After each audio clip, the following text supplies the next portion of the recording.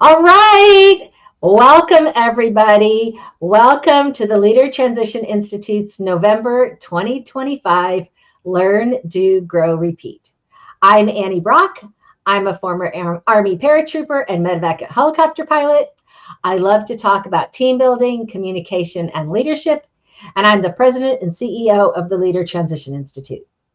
Today, Theresa Bodnar and I are here to talk about something we all deal with, even the people who look like they have it all figured out, and that's limiting beliefs.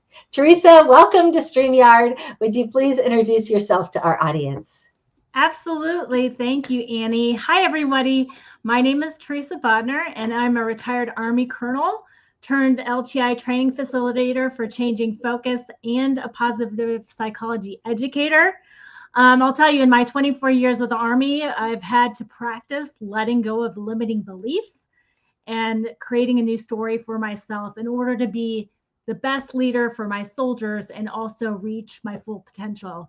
So I've learned that the narratives we tell ourselves are sometimes our biggest areas or barriers to growth. And I'm just excited with you to share some of the strategies that have helped me. And yeah, Annie, let's go. This is exciting. Okay, so let's rock and roll. So tell me about how limiting beliefs have worked for you. Do they just like show up or do they creep into your life quietly?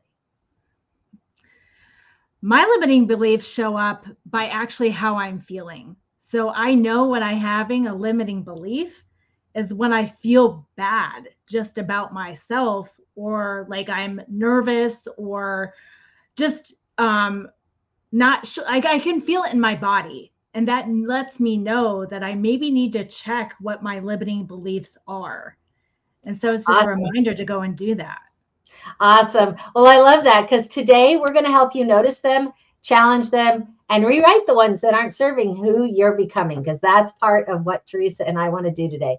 So I want you to drop a quick, I'm here from wherever in the chat so that you tell us where you're joining from. And Theresa, I want you to just take a few minutes, if you would, to talk about, what are limiting beliefs? So, in short, how I would describe limiting beliefs are the beliefs about yourself that limit you from becoming the person that you're meant to be. So, they impact how you show up in the world, they impact how you feel about yourself, the confidence that you have in your abilities, the actions that you take moving forward in your life, just living your life in general, but also maybe what you dream about for yourself in the future. So they really impact you at a really deep level, and how you show up in the world, what you do, and what you believe your potential in is who you're becoming. So really important stuff. And so how do we get them? How do limiting beliefs just, where do they come from in our lives? Limiting beliefs come from old stories that you tell yourself about yourself, right? So they Do can you, do you come from think maybe some past experiences that have kind of hamstrung you. Um, Do and, you, do you and think that they come from other people?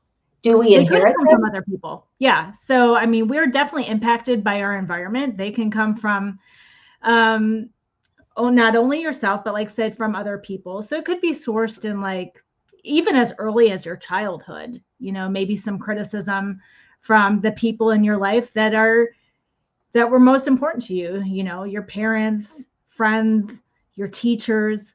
It starts at a very young age, and people tend to really shape when you're younger how you believe about yourself. And when that's cultivated at a young level, we don't at the time have the ability to really think about those messages that are being put on us. We kind of accept it as truth without really thinking about, hey, is this real? Is it accurate? Is it true for me? Is this really something that that is true? You don't question it when you're a younger age. And so Yeah, now as you move forward and you're older, you have the mental capacity to actually look at those thoughts.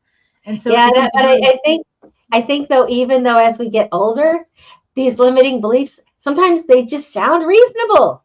It's why they're sneaky, because they sound reasonable. But just because they sound reasonable doesn't mean that they're true, huh? Right. And they may sound reasonable to you just because they've been with you for so long. Right. So there's this time element of it. You've believed this about yourself for so long that it actually becomes very ingrained. And so you really need to kind of work at re-looking those thoughts and reframing them. So I'm gonna ask you, if you're watching this, whether you're watching us live or whether you're watching later in the recording, because I get messages from when people put a comment on the recordings, and so I'm curious. And Theresa, I'd love to hear you that hear the answer from you, and I'll share my answer too. But if you're watching this, I want you to put in the comments, what's one limiting belief that you've heard people say, either that they've said to you, or that you've heard people say, about other people. For me, I can remember when I was growing up, there were things that I wanted to do that my parents would say, well, people like us don't do that. And if I made any money, well, it needs to go right in the bank because we just save our money. And those were things that held me back. Can you remember, Theresa? Is there something that you've heard from other people, or what's the earliest limiting belief that you've ever heard from, for yourself? Annie, that's a really good question. I guess I don't remember I can't say that there's really a source that I remember, but I remember just at a very young age feeling like I wasn't good enough for X. And you can fill in the blank with anything. But I think what that's done for me over time is, in one way, it makes me work harder at anything that I'm trying to do in my life. Like, so I'm one of those people, I put everything in to what I'm doing so that I can meet my own expectation and be, good for whatever I'm doing. But it also really hurts my confidence at sometimes too. So it's really like a double-edged sword.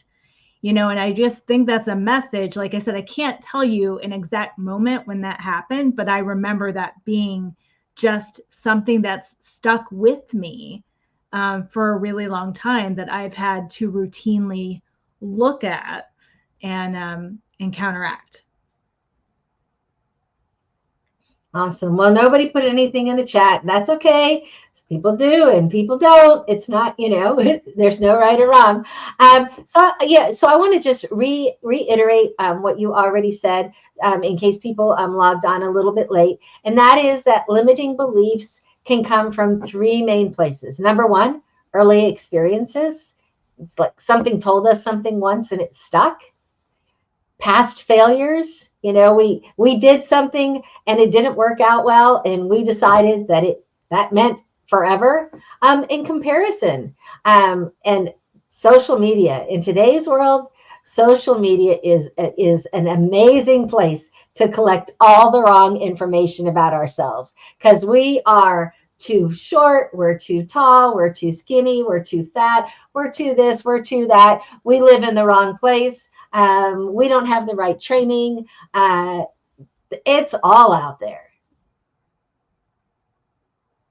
Yeah, Annie, I totally agree with you that you're getting it from all angles. If comparison were a sport, most of us would be Olympic level by now. So somebody put in the chat here, and I'm going to put it up on the screen here, an early limiting belief that you'll never get out of the projects and you don't deserve to even consider leaving the projects. Yeah, people, I know people, I've heard from people that they have been told by their family members that this is where we live. And that there's nothing that you can do to get out of here. That's, you're stuck. But that is very, if you look at things that are out there, you can see that's not true. But when we're young and we are believing our elders, that's what we take in. And so we have to overcome that. And so let's talk Theresa, about the scripts that we run in our brain. How do we know that we are running a limiting belief script in our brain? How can we recognize that? Yeah, so Annie, I think I mentioned earlier, like for me, when I recognize it is when I start feeling something that's negative. And then I'm taking the time to really think about or look at the thought that is creating that feeling, because our thoughts impact how we feel, and then in turn, our feelings impact how we behave and how we act. So for me, the first inclination that maybe I'm having a limiting belief is that I'm having one of those negative thoughts or feelings, whether it be sadness, insecurity, anger. And it really just reminds me to stop and take a minute to look at what could be happening in my mind at this moment. And the thing about that is, it doesn't take a long time, I think, to really consciously redirect to maybe the either unconscious or conscious thought that you're having, but really check and say, like, does this work for me in this moment? What is not working with this thought, and how can I change it a little bit to make it more palatable, and just change the script on it, and the thing is that as soon as you do that, there is some immediate relief, because when you're changing your thoughts, you are changing your feelings and emotions in the moment. So that's going to be really valuable for in moment changes. But the thing is, with changing limiting beliefs, it's not something that you can necessarily be a one and done with. Like, okay, I changed the script one time, so now I'm good, and this limiting belief is never going to pop up again. The thing about limiting beliefs is, like, they've been there for a really long time, and our brains are structured as, like, the more we think about one certain thought, the stronger that wire becomes to that actual thought or belief. So the first thing is to notice what that belief is, and then to redirect it into something more positive, into realistic.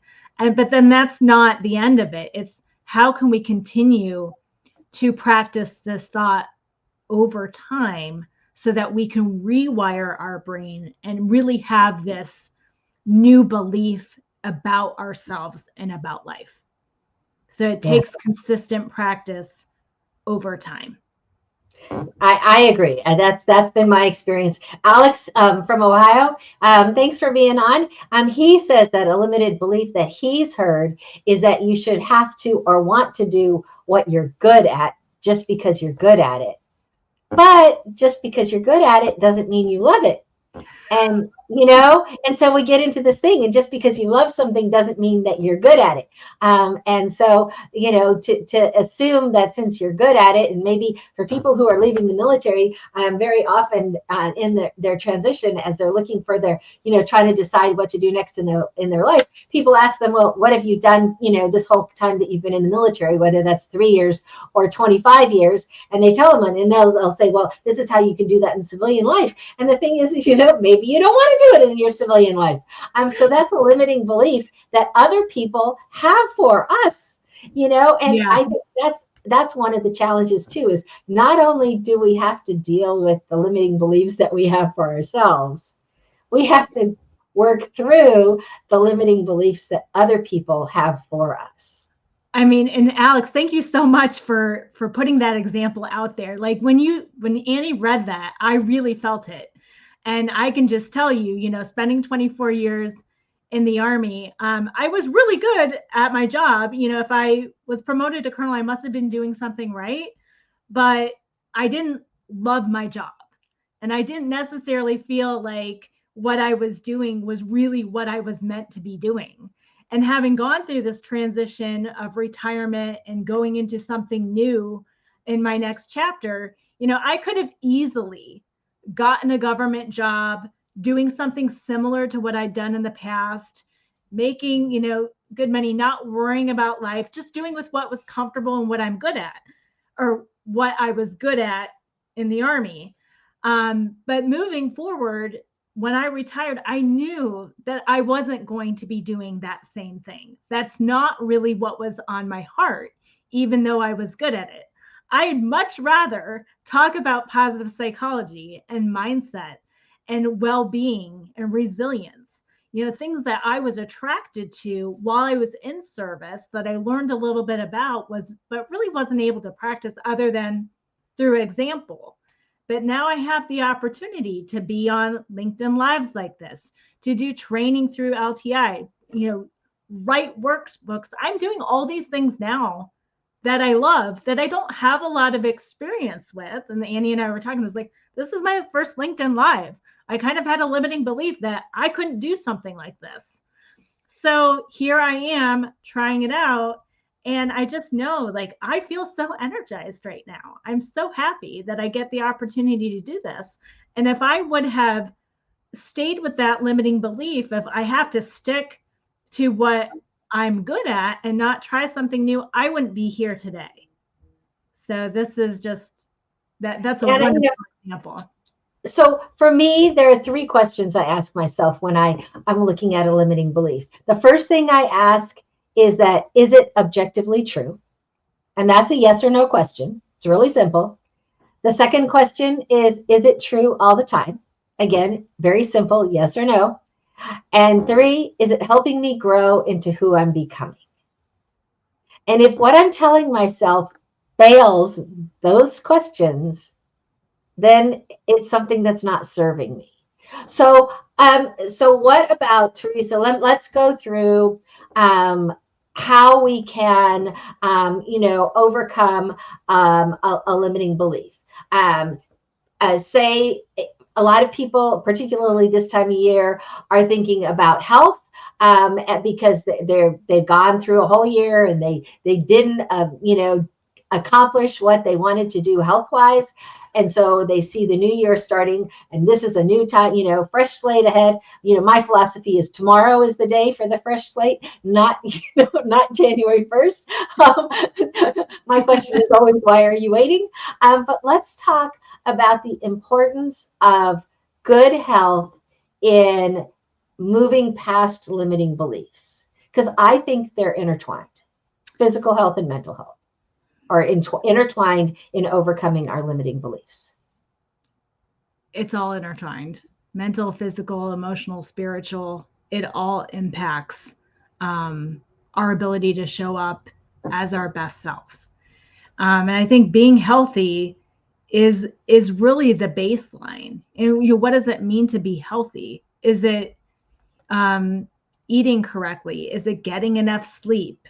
Is it having positive thoughts about myself? Is it, being in spaces that light me up? There are all these things that contribute to what is considered your health. Now let's go with just the healthy, your body healthy, right? Mm-hmm. So what you eat actually impacts how you're feeling. When you are eating bad stuff, and I'll just and that is something that you even put in your mind, what is considered bad or good, right? But if you're eating unhealthy stuff, that does have an impact on how you are feeling about yourself, how you are maybe thinking about yourself. And one of the things that you can do for yourself, especially through say healthy eating, is to make sure that you are eating good food. What is good food? It's not processed food. And how many people really can say that they do that on a very consistent basis? A lot of times in our society, we go with what's easy and simple and accessible. So the thing is, if you want to get healthy with your food, you need to make some changes. And the thing is with change, people think, oh, I need to completely revamp how I'm doing things. And that's not how real change works. It starts with those micro moments and micro changes that you can do for yourself. So if you want to say, I'm going to start off by planning my meals, right? Maybe you're not used to planning your meals, but you're going to start doing that, and you're going to, choose grocery store items that are either organic or fresh in nature. And then at the same time, what you're going to do is look at your pantry, and you're going to get rid of the things, as difficult that might it be, difficult the things that aren't really healthy and good for you. And the reason why you're doing that is because when you give yourself easy access to those things, you're going to continuously choose those things, especially if you're not in the right mental state. So in that respect, your choices are being impacted about your mental state, your thoughts and beliefs. And so it can really just change the way you're living your life if you make those small choices. And so to me, that's the thing. One of the things that I love about breaking limiting beliefs is that you don't have to, you can say, I can't eat healthy. It's too expensive. I don't have time to cook, all those kinds of things. But you can realign that to say, I can make healthy choices about what I fuel my body with as much as possible. As much as that's perfect, as much as possible, right? Because it doesn't need to be perfect. You don't need to be in perfect eating for good health. Right. And that way, and then we can make those small micro changes that you've talked about until we are actually eating all healthy foods. But too often, when we think about things like limiting beliefs, the things that we believe, we think we have to turn them, we have to flip them 180 degrees right away. Our brains don't work that way. Our brains change very slowly. And so if we can make those micro changes, then, I think that we can be more successful at overcoming our limiting beliefs. Because as we do this, when we make these changes in what we're thinking and what we're saying to ourselves, we're not trying to lie to ourselves. We are choosing to say to ourselves something that's both empowering and accurate. 100%, Annie. And I think that it's not a matter of flipping the script, right? Because if you're flipping the script, what you're trying to do is attempting to believe something that is diabolically opposite to what you are believing right now. And that may not be the most realistic, the most accurate, the most true thought that you can have for yourself in the moment. And the thing is if you really can't buy into it, if you don't buy into it, you're not going to believe it. You're not going to be able to really change that thought. And so you said your little method, mine's find the rat in the room. So rat, realistic, accurate, true. What are you saying to yourself that aren't those things? And what can you change just a small bit about what your thought is to put you in a more positive state and change that limiting belief? Awesome. I was just responding because there's a person, I shouldn't assume it's a guy. That's pretty sexist of me. Duke XE asked if their chat was visible, and I was just responding, yes, it's visible, because you don't know sometimes on these things whether if you put something there, are the people who are speaking going to see it. So yeah, I think we talk about in LTI, we talk about limiting beliefs, we talk about how we talk to ourselves, and that's one of the ways that we reinforce limiting beliefs. We say these things about ourselves to ourselves, and then we just reinforce what it is that we don't want to believe about ourselves. So I have some ideas on how people can do this. For example, one of the things that people might say about themselves is that they are a procrastinator, that they don't get things done on time, that they're always behind on things. And so to me, one of the ways that you can start to change that belief about yourself is if you respond to one email that's overdue today. So then you have taken action. And I think that our brains not only respond to the sound of our voice saying the positive things, that our brains respond to the actions that we take. Annie, that's so true. And I want to say one more thing that's a little bit different from what you just said. Mhm. But I also think the community and people that we surround ourselves with Yes. are also critical with supporting us changing those limiting beliefs about ourselves. Just like Like, we had gone back and said, like some of the limiting beliefs may have come from other people. In that same respect, when we're trying to change a limiting belief, who we surround ourselves with and who is in our supportive community and on board with us is really important. So that's a really intentional thing that we can also focus on as well, is creating that environment where we can be successful in changing that belief. you are spot on. I 100% agree with you. And that is a limiting belief in and of itself, is that I have heard, I often ask people about, when we're talking about this subject, who are the 5 people that you spend the most time with? And then I ask them to ask themselves, are those people going in their lives in a direction or in a way that they would want to go themselves?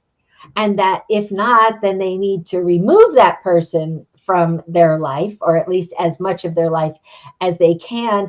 And too often I hear from people, I can't do that. Yeah. And so, and so that thought that I can't change who I spend time with, um, is a limiting belief. And I think it is a very important issue, that if you are trying to change your life, change the people you hang around. You're spot on. Thank you for raising that. So it comes down to how we talk to ourselves, how we take care of our bodies, and who we hang around with.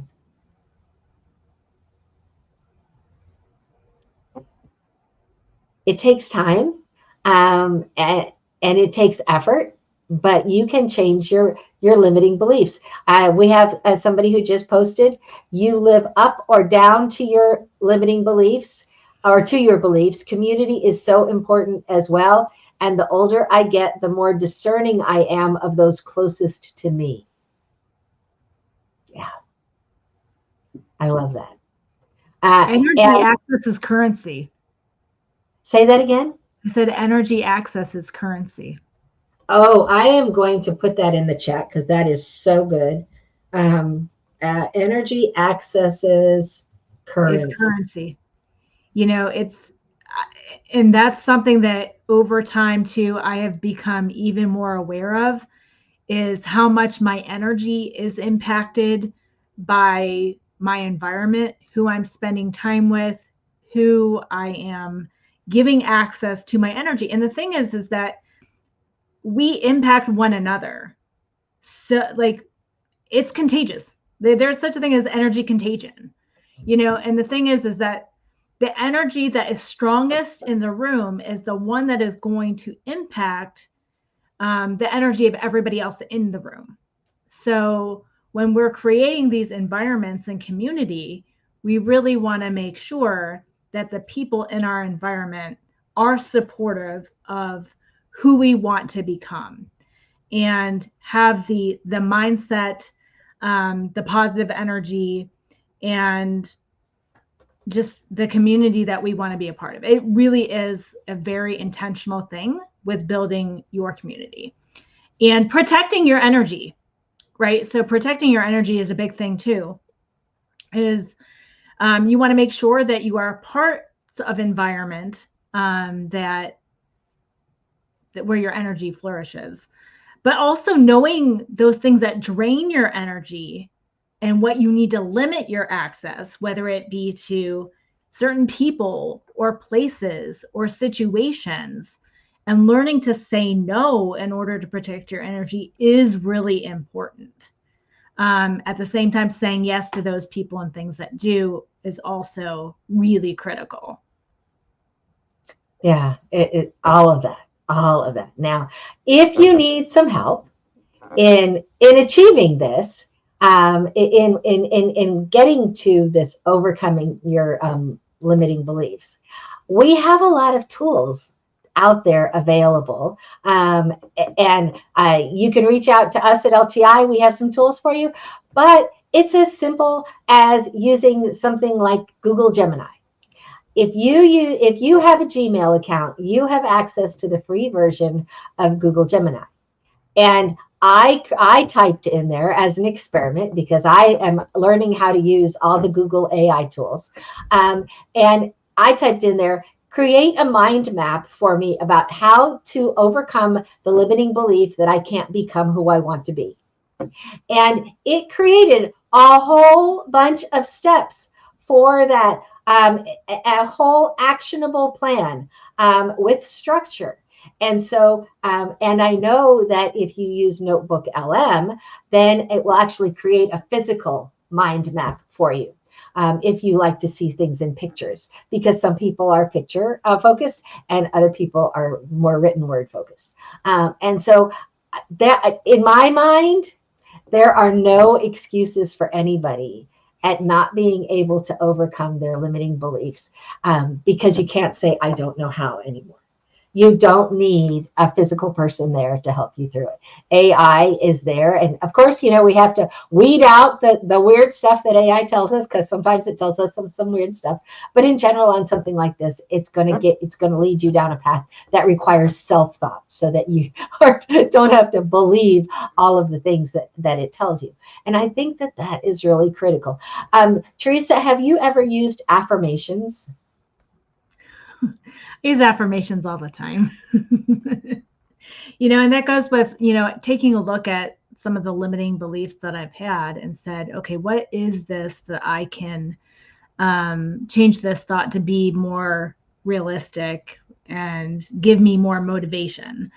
And so one of the affirmations that I routinely say to myself is like, girl, you got this. Like, whenever I'm trying a new thing, like, it's giving myself the motivation to know that I can do anything that I put my mind to if I just try.